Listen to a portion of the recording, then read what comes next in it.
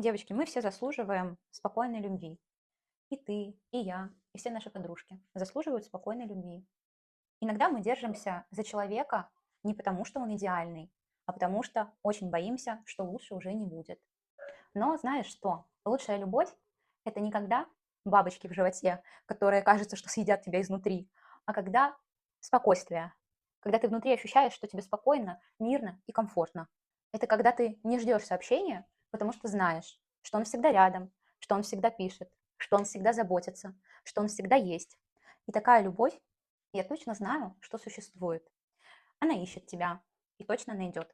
Просто не держись, пожалуйста, за того человека, который создает тебе тревогу. Ведь твоя любовь– это там, где спокойствие, где нет эмоциональных качелей, где тебя не маринуют по 3-7 дней, чтобы написать. Любовь– это спокойствие, принятие и честность.